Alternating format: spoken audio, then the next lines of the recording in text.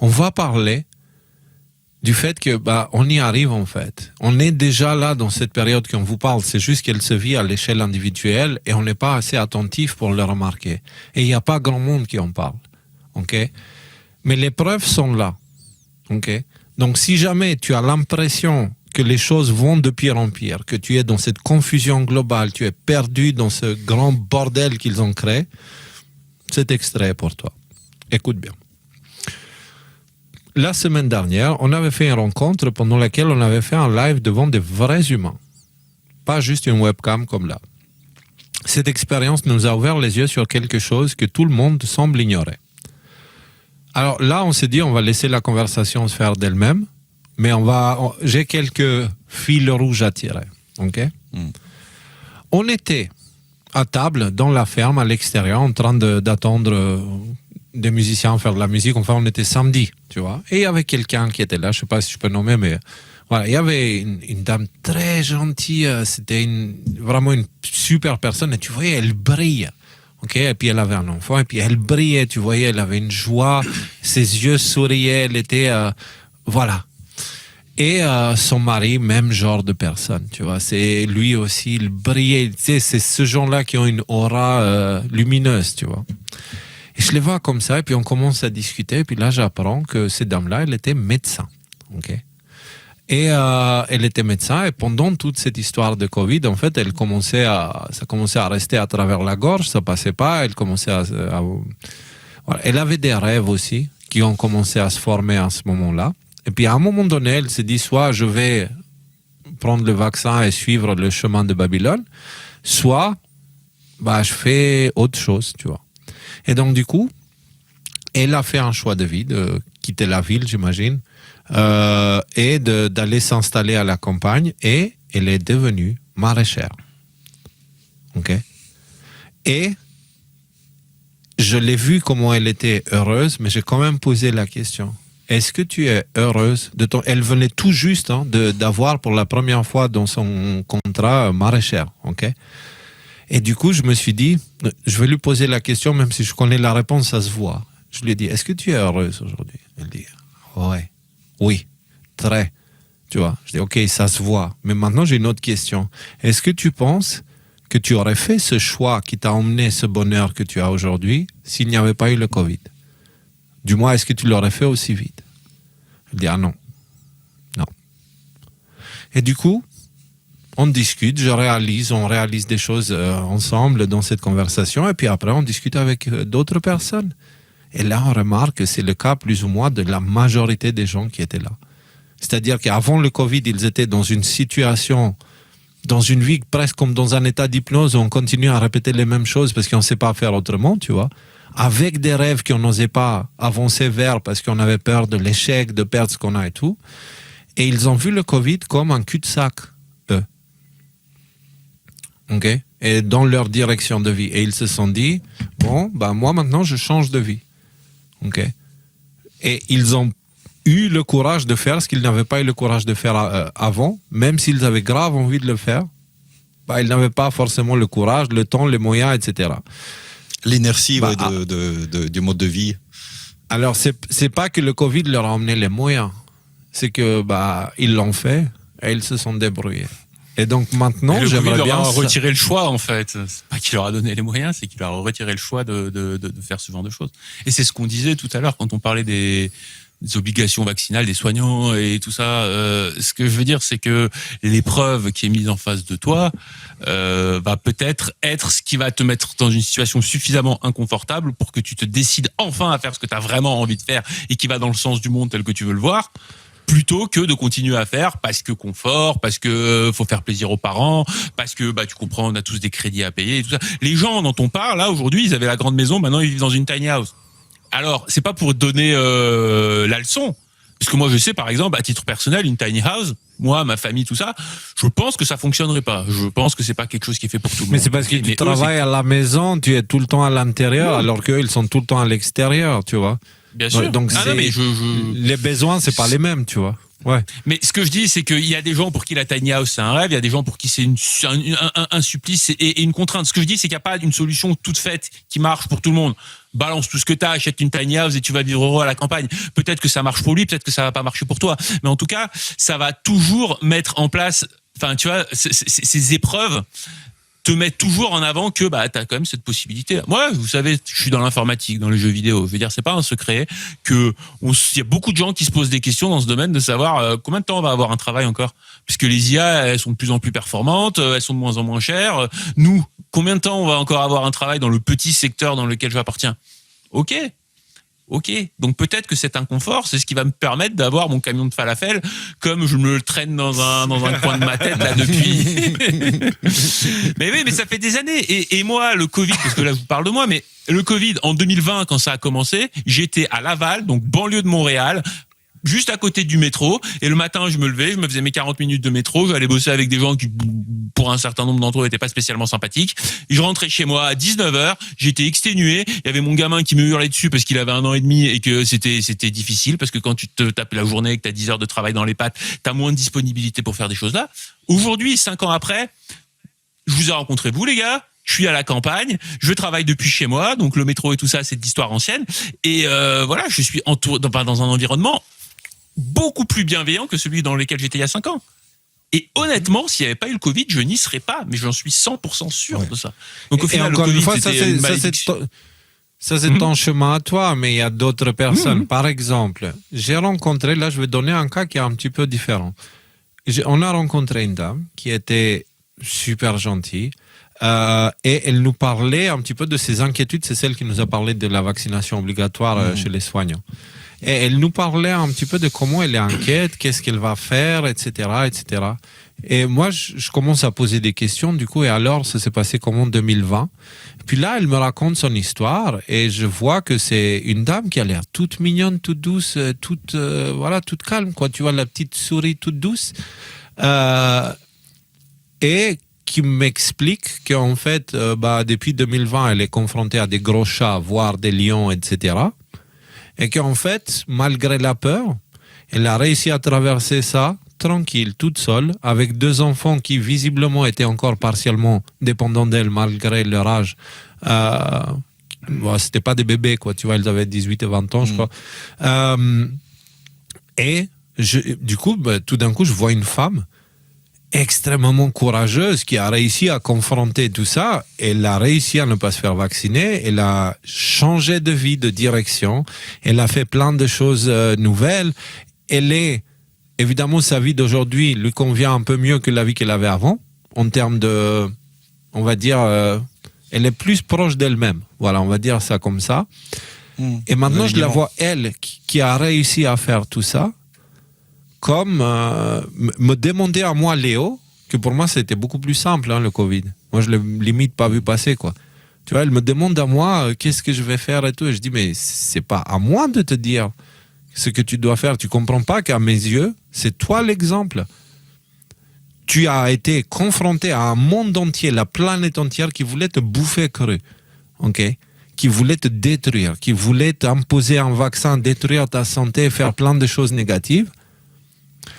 Et il n'y avait rien de réel sur lequel tu pouvais t'accrocher réellement autour de toi. Et malgré tout, par simple intuition, tu as réussi à traverser tout ça seul, haut la main, tu as protégé ta famille. Vous n'êtes pas dans la merde aujourd'hui, vous êtes dans une situation différente, mais vous n'êtes pas... Voilà. Et là, tu me parles des inquiétudes que tu as pour octobre.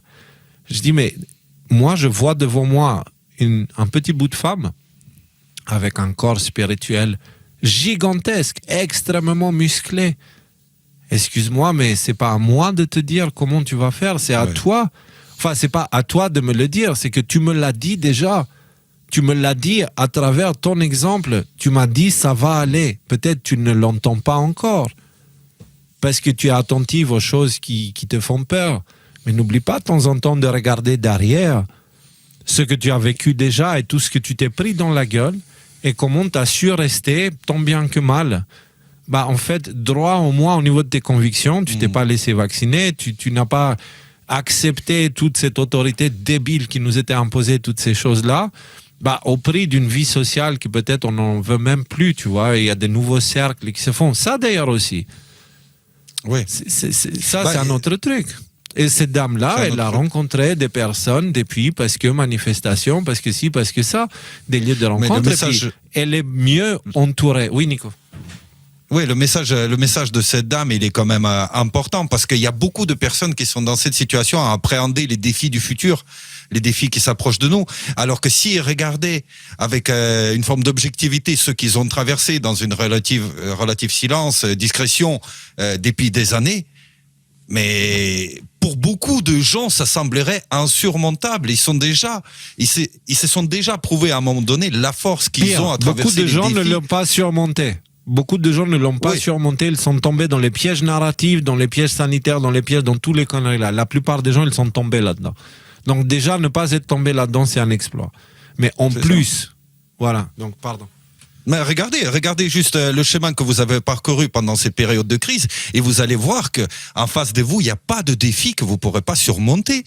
Il n'y a pas de situation auxquelles vous ne saurez pas dompter, et l'environnement que vous ne saurez pas dompter afin de rester intègre et bien avec votre famille et votre environnement.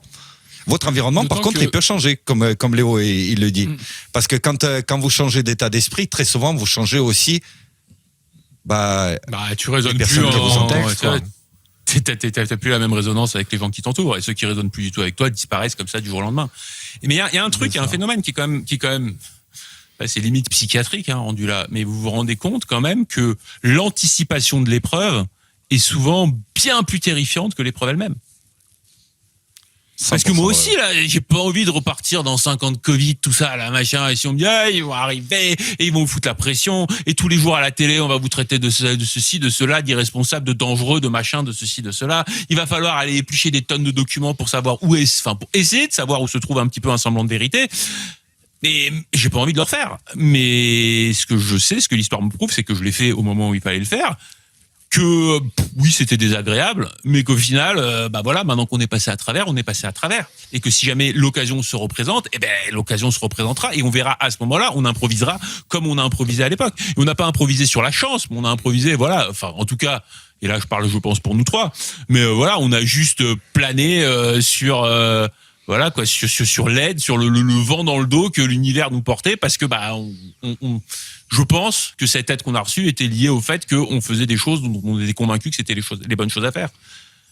Et qu'on n'a pas réagi par la peur, mais qu'on a essayé de réagir avec le maximum de courage dont on était capable de le faire à ce moment-là. Et je parle de nous trois, parce que c'est vous deux que je connais. Mais le courage, je l'ai vu, mais combien... Tu sais, tous les 2, 3, 4 000 personnes qu'on a rencontrées pendant toutes les rencontres qu'on a fait depuis 2022, il y a un courage énorme qui se dégage de tout ça. Ah oui, j'ai vu des gens bien plus courageux que moi, bien plus courageux que moi. Et c'est ça que j'essaye de dire, c'est que il y en a certains. Là, nous sommes actuellement dans la récolte des choix qu'on a fait entre 2020 et 2023, en gros. Ok? C'est la récolte. Je vous disais à l'époque, s'aimer les bonnes choses, machin. Le cas de cette médecin qui est devenue maraîchère, elle a planté les bonnes graines. Et après, c'est sûr, ça demandait, faire pousser des graines en plein milieu de la tempête, c'est pas simple, tu vois. Mais ça demande plus d'attention et de soins, ce qu'elle a fait. Et aujourd'hui, la récolte, elle est bonne pour elle. Et comme elle est bonne pour tous ces gens qu'on a rencontrés pendant les tournées, qui nous ont dit, ouais, avant, je savais pas, j'étais comme ci, comme ça. Et puis après le Covid, j'étais forcé à prendre une décision. Et eux aussi, ils ont planté des bonnes graines. Donc, à tous ceux qui ont planté les bonnes graines et qui maintenant récoltent le bonheur, vous avez le cas aussi de notre Michael. Michael qui était avant dans l'équipe, tu sais... Michael, à un moment donné, il est sorti de sa vie, grande ville et tout ça. Et puis, il est passé par l'émission, on avait discuté, j'avais compris, etc. Et puis, à un moment, il s'est déconnecté, il s'est décollé, il est allé à la nature. Et maintenant, il fait complètement autre chose. Et il est heureux, mais vous vous rendez pas compte par où il est passé. Ne pensez pas que c'est juste, c'est bon, je sors de chez moi, je prends mon sac et je bouge, et puis c'est comme dans les films. Non. Il en a chié. C'est très important. Il en a chié, c'était compliqué. Mais c'était le sacrifice nécessaire pour qu'il puisse avoir une bonne récolte. C'était l'énergie qu'il fallait dépenser à tes convictions pour pouvoir les voir donner des fruits, en fait. Et ça passait par là. Et ces moments-là, en général, on les sent comme désagréables. Tu vois ? bien sûr. En laissant, c'est chiant de nettoyer le jardin, d'enlever les mauvaises herbes et tous les saloperies, c'est hyper chiant. Tu vois, si ça pouvait se faire tout seul, ça serait bien. Mais ça se fait pas tout seul. Il faut qu'on aille nous-mêmes et se casser le dos et passer du temps à le faire. Et si tu le fais avec des chimiques, bah, ça pourrit ta nourriture. Donc, si tu vas par les solutions faciles, bah, ça pourrit ta nourriture. Par contre, si tu vas avec attention à les la solutions main... faciles, c'est les mauvaises solutions. Parce que les bonnes solutions sont pas toujours difficiles. Non. Je pense que c'est un truc qu'il faut Non, qu'on non, s'enlève de la tête. pour moi, c'est une question d'énergie. Hein. C'est une question d'énergie. Les bonnes solutions demandent de l'énergie. Et en général, s'il y a quelque chose qui arrive et qui vous dit hey, regardez, c'est miraculeux, juste croyez ça et c'est bon, ça va régler tout. Ça, pour moi, c'est un raccourci. Hein, et c'est, ouais. Il y a des mauvais raccourcis, je suis 100% d'accord. Ce que je veux dire, c'est que bon, moi, par exemple, je suis très mauvais en jardin. Voilà, je sais pas, je vais m'y mettre. C'est dans mon futur. J'espère que c'est dans mes cartes là d'arriver à faire pousser de l'abondance dans un jardin. Pour l'instant, c'est pas le cas. Néanmoins, les gens qui font ça et qui font ça bien, ils t'expliquent. Ouais, les 2-3 premières années, c'est chiant. Mais une fois que tu as bien fait le travail, tu t'es bien cassé. Après, c'est facile. Ce que je veux dire, c'est que la pénibilité n'est pas et un passage souvent obligé mais temporaire.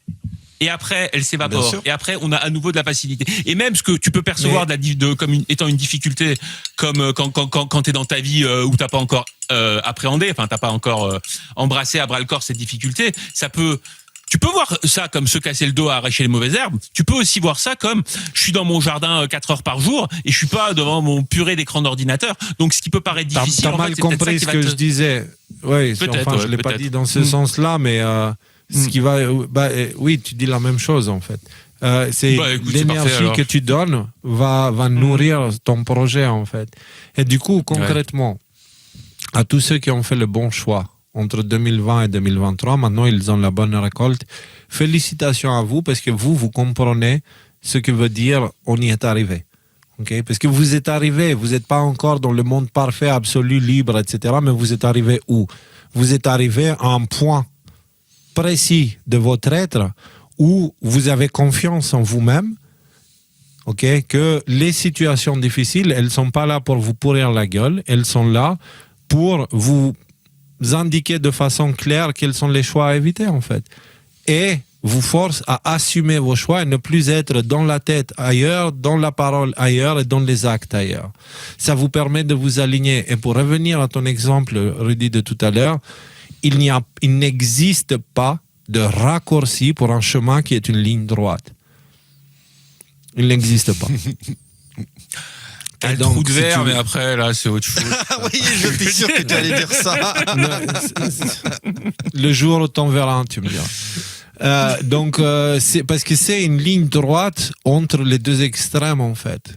Tu vois, le chemin qu'on doit marcher. Entre les deux extrêmes, Bref, on va pas commencer à parler des tiroirs et tout ça, mais du coup, pour vous qui avez fait ce choix, grand respect pour vous et merci de donner l'exemple parce que du coup, vous êtes ces fameux phares dont on parlait à l'époque parce que par votre exemple, quand cet ex-médecin qui est devenu maraîchère, c'est l'exemple parfait. Vous voyez comment elle brillait, vous voyez comment son mari brillait, comment ils étaient... Et moi, en tant qu'humain frustré qui habite en ville, machin, si je l'étais, je me dirais, mais moi, c'est ça que je cherche, la paix que ces gens-là, ils ont, en fait. Dans leurs yeux, ils ont de la paix, ils ont de l'énergie, ils ont du bonheur. Et du coup, je vais aller vers eux, je vais leur demander, mais comment vous avez fait? Tu vois? Ou si je fais partie de leur entourage, peut-être je les ai critiqués en tant que complotistes et tout, mais maintenant, je les vois eux heureux et moi, toujours en train de me chier dessus parce que Macron, il a commencé une nouvelle guerre, tu vois? Avec autre chose. Et donc, du coup, je dirais, non, moi, je veux ce que ces gens-là, ils ont. Et je suis sûr et certain que c'est ce qui est en train de se passer en ce moment. C'est les phares sont en train de briller à fond. Donc, après, je dirais juste un truc, parce qu'il faut pas se voiler la face. Non, les difficultés vont continuer. Même si tu prends les bons chemins, il y aura toujours des... Ça n'arrête. Oui. Je parle de ces personnes-là qui ont fait le choix, qui ont eu la bonne récolte et qui sont conscients maintenant que c'est par là que ça se passe. Et assumer ses choix et avancer avec conviction, force et courage et intégrité. Okay? Maintenant, il y a tous ceux qui n'ont pas fait le choix. Les premiers, ils ont compris comment ça marche. T'as pas besoin de leur apprendre quoi que ce soit. C'est plus ça de nous apprendre des choses. Tu vois. Il y a toujours des hésitants. Maintenant, il y a ceux qui ont trouvé des magouilles pour pouvoir garder un pied dans le système et un pied dehors, tu vois, en utilisant des faux passes, en faisant des choses comme ça. et qui n'ont pas fait exactement le choix, c'est-à-dire leur récolte, elle est pour l'instant, elle donne pas de fruits, tu vois. Elle est stérile parce que oui, ils ont vu toutes les choses, mais ils ont rien fait pour pousser leur vie vers une direction qui les éloigne de tout ça, en fait. Et à vous, je dis, vous aurez plein d'autres occasions. Et ces occasions, elles vont se manifester de la même façon que le Covid, par des événements que sur le coup, ils vont vous intimider un peu, mais que si vous acceptez, vous assumez, que vous affrontez ça avec force et courage, vous allez trouver votre chemin, comme les autres l'ont trouvé. Parce que si tu leur poses la question à eux, ils ne savaient pas comment ils vont faire, parce que tout était nouveau. Ils n'ont pas juste changé de ville, ils ont changé de vie. Avec les exigences, avec toutes ces choses-là. Donc, ces moments désagréables qu'on ressent, c'est juste parce qu'on se déshabille, on se met à nu en fait face à nous-mêmes. Et il arrive le moment où on ne peut plus se cacher derrière notre doigt parce qu'on voit ce qui se passe, on voit où se trouve la nécessité, on voit ce besoin d'avancer vers la nature, vers notre mère qui nous nourrit en réalité, tu vois, et de s'éloigner du supermarché parce que 100% des choses au supermarché, 99,9% des choses au supermarché aujourd'hui contiennent du poison sous une forme ou une autre, tu vois.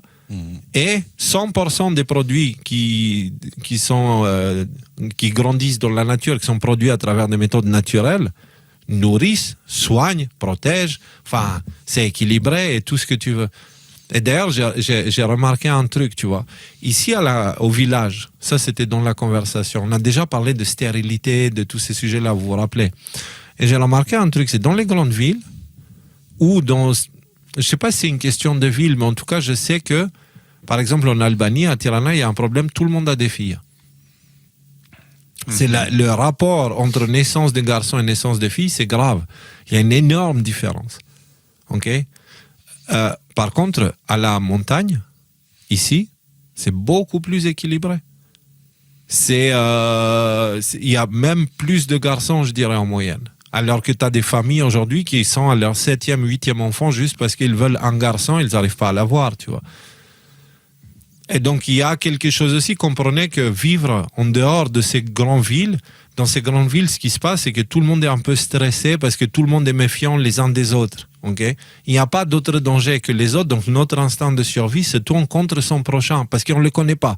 Et il est à côté, il pourrait nous faire du mal, et machin, et t'as ton cerveau qui se met à raconter plein d'histoires pour t'empêcher de dormir. Et du coup, tous ces gens qui sont stressés, ils émettent des vibrations de stress en l'air, ce qui fait que les plus sensibles, quand ils entrent en ville, sans qu'il y ait rien qui change à part le fait qu'ils sont entrés dans cette zone, ils commencent à être stressés. Et plus ils vont au cœur de la vie, plus ils sentent le stress, et ils n'ont littéralement aucune raison, ils sont stressés, ils ne savent pas pourquoi. Je fais partie de ces gens-là, et j'ai détecté ça et j'ai compris ça, où je conduis normalement tranquille tout le long, et d'un coup, dès que je m'approche de Paris, je me mets à conduire comme tout le monde, tu vois. Pourquoi ? Parce que si je conduis pas comme tout le monde, je me fais doubler. Donc, si tu veux, il y a cette force qui te tire vers le bas, qui te force à te comporter comme un connard dans les grandes villes. Tu vois. Bien sûr, il y a les petits endroits où ils ont gardé les traditions, etc., mais ils sont extrêmement rares et en disparition totale dans les grandes villes, tu vois. Donc, tu quittes cette grande ville qui te met dans un état de stress par défaut. Tu vas dans la nature. Moi, j'étais au coin où Rudy était, là où on était auprès de la ferme, là. Et en fait, cet endroit, moi, je me sentais en paix. J'avais 1 million de problèmes à régler. J'avais tout le stress et la pression de l'émission qui était une première qu'on devait faire. Mais en fait, l'endroit me maintenait calme. C'est les vibrations dans l'endroit, la nature, elle t'appelle à être en paix, elle te tire vers le haut, pas vers le bas. Tu vois. Oui, excuse-moi, Léo, je vais être obligé de te poser la question. Mais quel rapport avec le nombre de filles et de garçons ce que tu évoquais tout à l'heure? La santé, question sanitaire en fait. C'est, si tu veux, génétiquement, ce qui est attaqué, c'est l'homme en général, et l'homme blanc particulièrement. Et donc, si tu veux, au niveau des naissances, il y a de moins en moins des garçons. Donc, il y a de plus en plus de filles. Et ça passe par les gènes. Parce que dans les gènes, si tu veux, une femme, elle a XX, un homme, elle a XY. Donc, si tu les mets ensemble, les probabilités pour les X sont plus importantes. Donc, si tu veux, déjà, naturellement, il y a ça. Mais là, c'est poussé à des niveaux... Enfin, c'est too much. Et en fait, qu'est-ce qui se passe? Comme il y a moins d'hommes, après, il y a la population qui vient, et les gens se mélangent, etc. Et puis... il y a une volonté de contrôler la démographie à travers ça. Mais à travers la nourriture que les gens consomment, qui sont à la campagne, qui ont des jardins, etc., ça fait que leur ADN, il maintient encore une forme de solidité qui fait que les naissances entre garçons et filles, ils sont dans des ratios encore naturels.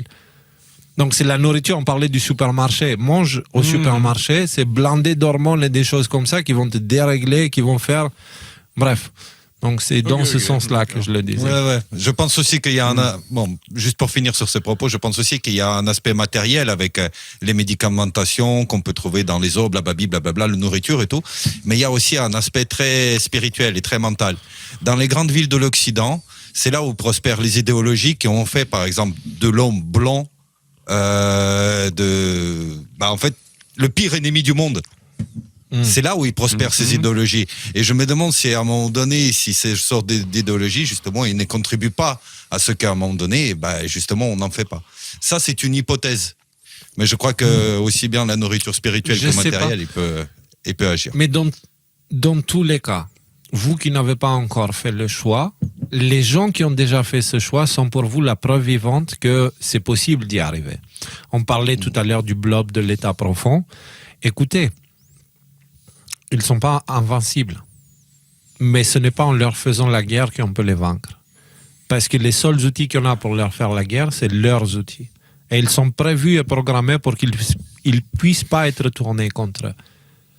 Par contre, comprenez quelque chose, c'est que votre libre arbitre ne peut pas ne pas être respecté. En revanche, comprenez aussi que vous ne pouvez pas juste dire « Ok, je quitte tout, je brûle mes papiers, je veux plus d'argent et tout ». C'est facile à dire quand on est endetté. Tu vois, ça c'est en général, en moyenne, les gens qui ont du mal à boucler les fins de mois, qui disent « monde sans argent et tout », tu vois. Les autres, ils veulent garder l'argent. Chacun, selon sa position, de là où il part, il a toujours une raison à ne pas faire le bon choix.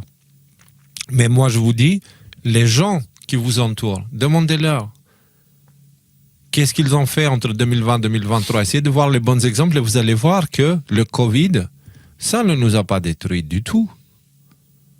Ça nous a permis de purifier nos vies, de simplifier nos vies, d'aller plus vers ce à quoi on vibre, ce à quoi on espère, on aspire.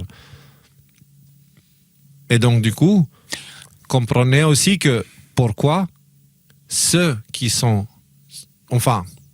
suivront la voie du Seigneur, ceux qui suivront la voie de la liberté, de l'amour et de la patience et de toutes les vertus,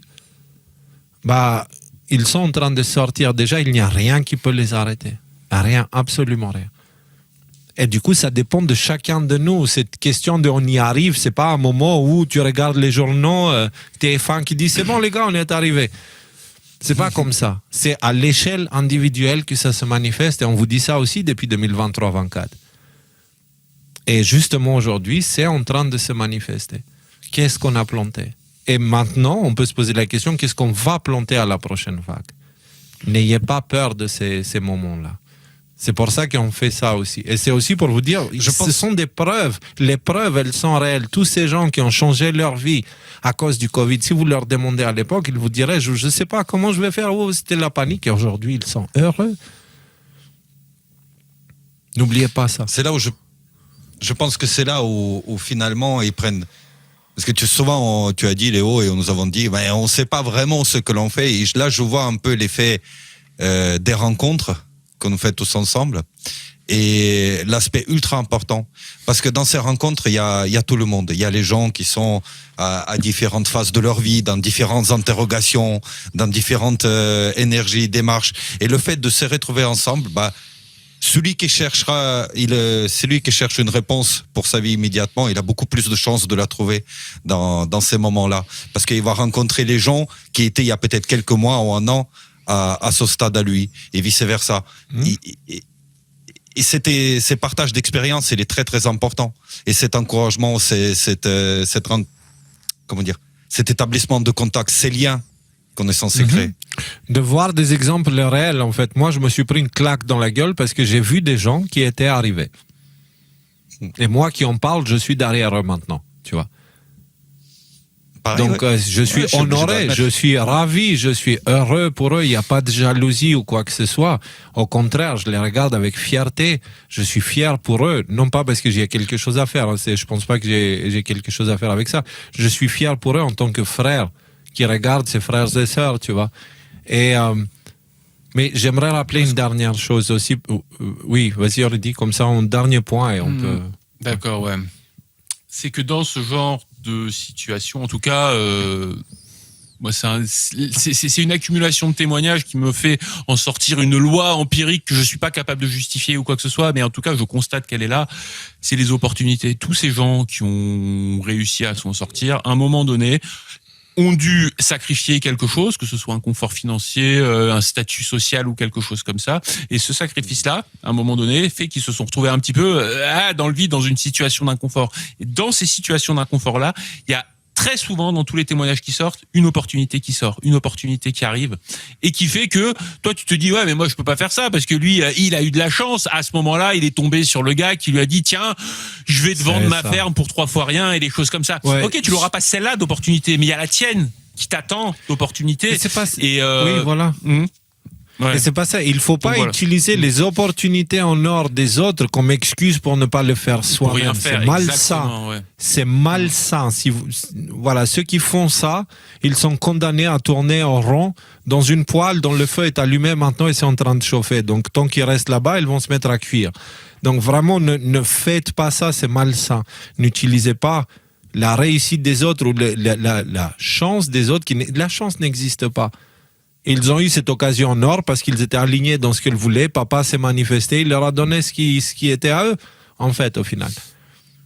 Donc, faut pas aller dans ce sens-là parce que justement, ça me donne la transition. L'importance dans tout ça, c'est notre attention et notre énergie. Notre attention, ok? Où regarde le je suis, votre conscience? À quoi vous pensez? Qu'est-ce que vous dites? Qu'est-ce que vous faites? Qu'est-ce que vous regardez dans les écrans? Qu'est-ce que vous observez dans la nature?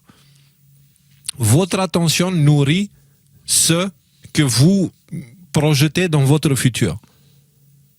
Et ça, c'est super important. Pourquoi?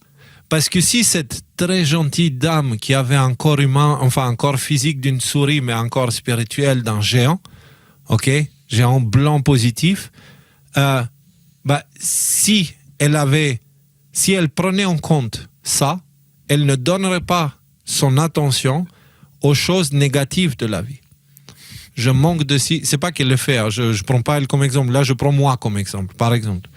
Là je vais bien, je manque de rien, j'ai rien en trop, ok, mais je manque de rien. Et c'est ça le bon équilibre. Est-ce que je pourrais être mieux que ça? Oui, je pourrais être beaucoup mieux que ça.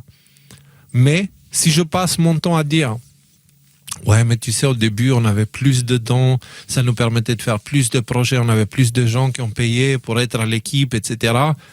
Si c'est ça que je garde maintenant, qu'est-ce que je suis en train de dire? Que maintenant, je n'ai pas. Et du coup, en disant que je n'ai pas, je programme mon subconscient que j'en ai pas, et ça se manifeste dans ma vie si je me comporte comme ça.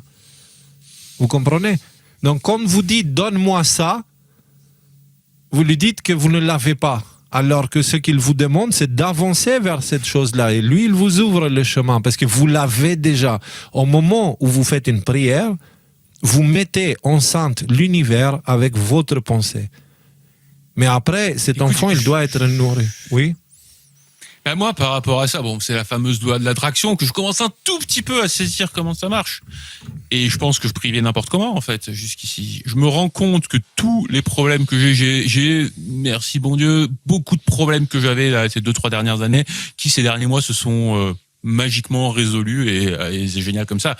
Mais en fait, je constate que les problèmes que j'avais se sont résolus à partir du moment où j'ai accepté que j'avais ce problème-là et que j'essayais plus de m'en débarrasser comme d'un cancer ou comme de quelque chose d'extrêmement néfaste contre lequel j'étais en lutte permanente. À partir du moment où je me dis, ouais, c'est comme ça, c'est chiant, c'est pas idéal, mais bon, c'est comme ça.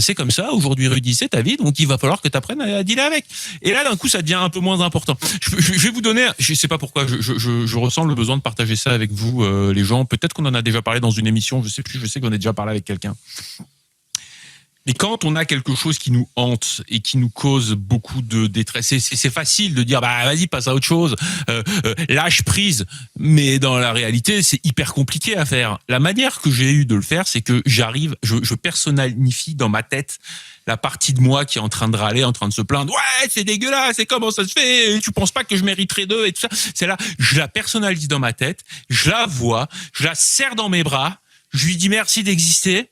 Et une fois que je lui ai bien fait un câlin, comme on fait pendant les rencontres, je lui explique à cette personnalité, donc ça c'est quand je suis tout seul dans mon lit, que c'est plus possible de vivre comme ça et que son attitude fait que c'est néfaste et ça nous met dans une situation qui est intenable et injurable. Et je lui demande gentiment, poliment, de juste changer sa perception des choses à cette espèce d'entité qui est en train de gueuler dans ma tête et dans mon cœur.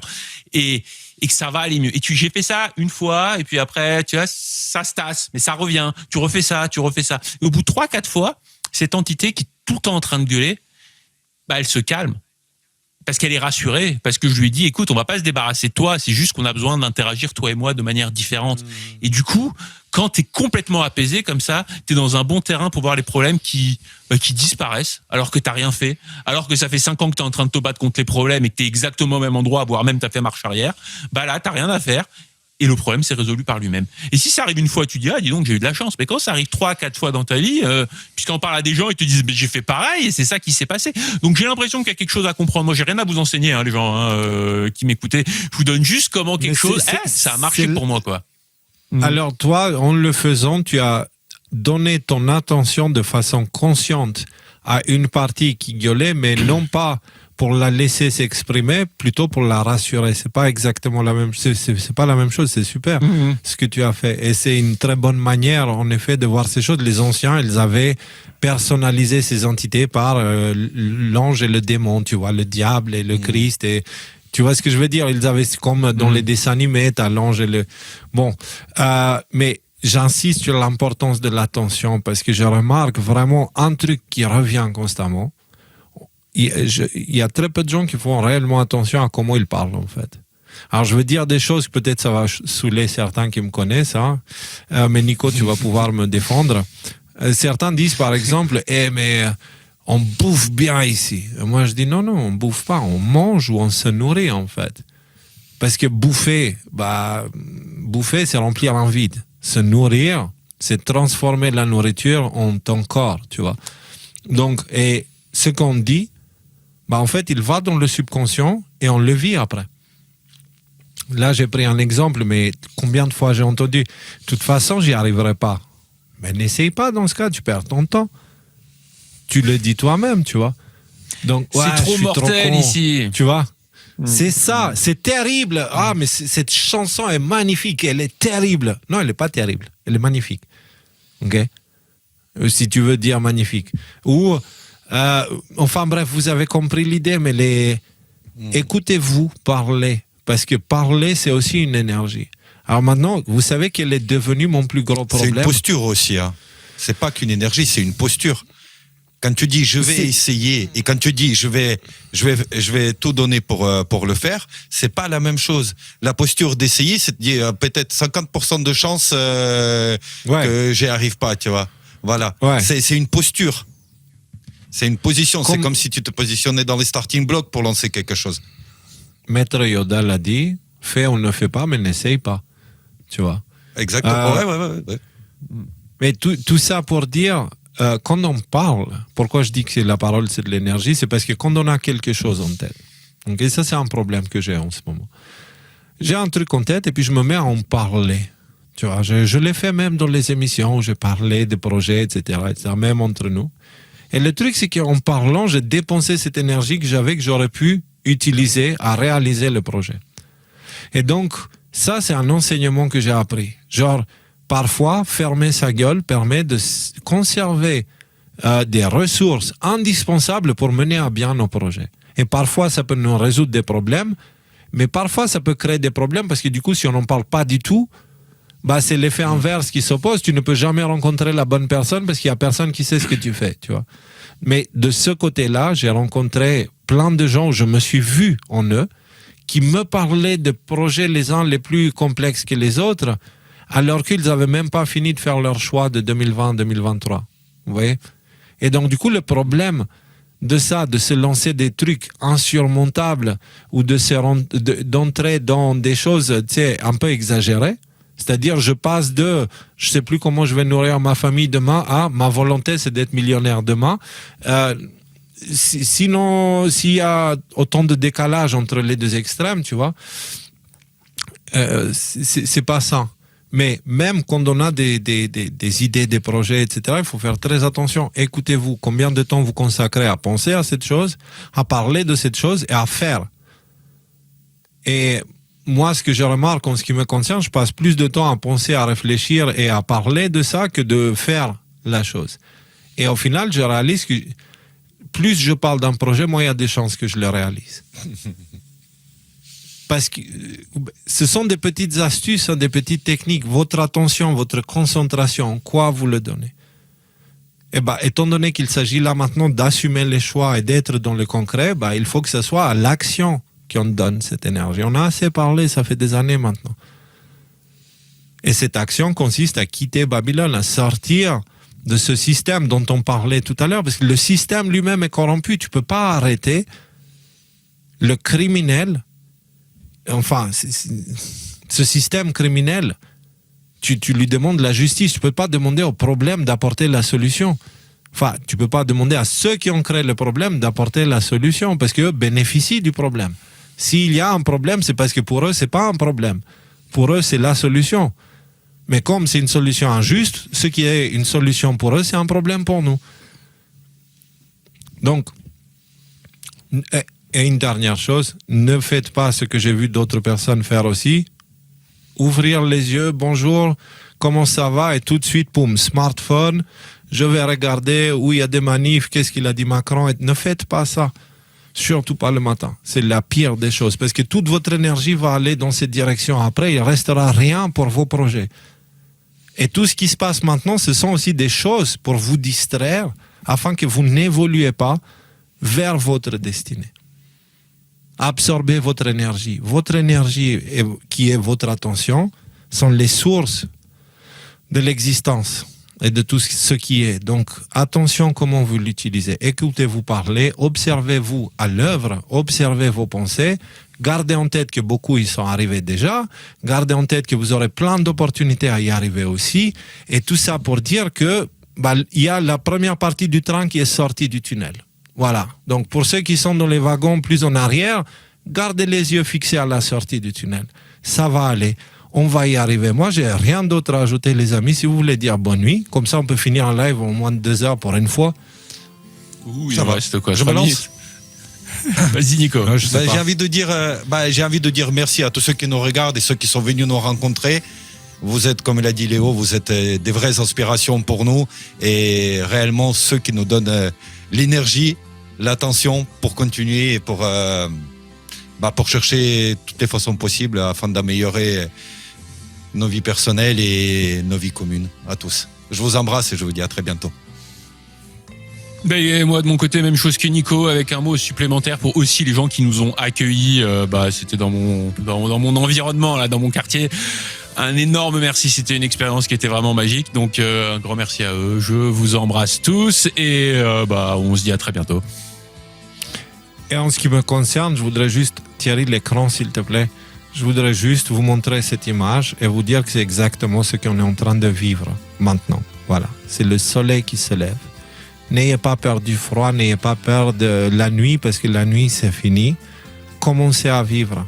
Vous aurez l'énergie nécessaire, vous aurez ce qu'il faut pour traverser, peu importe la difficulté qui s'annoncera devant vous. L'objectif de tout ça, c'est que tu gagnes confiance en toi. Alors, fais des projets réalisables et réalise-les. Okay? Et c'est toi qui définis ce qui est réalisable ou pas. Ce n'est pas l'État français, ce n'est pas Trump, ce n'est pas le pape, okay? C'est toi. Et vas-y, fais. C'est le moment du choix, c'est le moment de passer à l'acte. Individuellement parlons, hein. C'est parce qu'il y a la team premier degré. Donc voilà, soyez tous bénis, Que les anges vous gardent, que les anges vous protègent et que la paix touche votre cœur et que la sagesse vous guide dans ces temps si particuliers, mais excitants. À bientôt.